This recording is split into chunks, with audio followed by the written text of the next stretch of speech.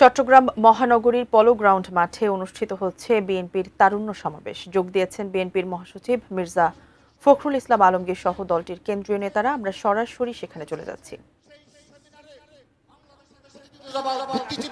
এই চট্টগ্রামে যারা বুদ্ধিজীবী রয়েছে, তরুণ সমাজের যারা রয়েছে, তাদের যারা যে ধরনের সুপারিশ করেছে, তারা যে ধরনের বাংলাদেশ দেখার ব্যক্ত করেছে, ছাত্র রাজনীতি দেখার আকাঙ্ক্ষা ব্যক্ত করেছে, আমরা বলতে চাই সেই বিষয়গুলো নিয়ে এবং আজকের এই সমাবেশের মাঝে উদ্বুদ্ধ হয়ে আগামীর বাংলাদেশ নির্মাণে জনাব তারেক রহমানের নেতৃত্বে ছাত্র দল এবং ঐক্যবদ্ধভাবে তারুণ্য নির্ভর বাংলাদেশ নির্মাণে অগ্রণী ভূমিকা পালন করবে।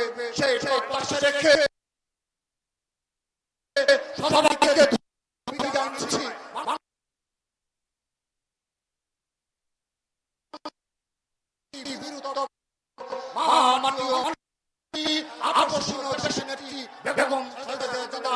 বাংলাদেশের অহংকার ছাত্র দলের সাংগঠনিক এবং বিএনপির ভারপ্রাপ্ত চেয়ারম্যান জনাব তারেক রহমান জিন্দাবাদ জিন্দাবাদ। সবাইকে ধন্যবাদ।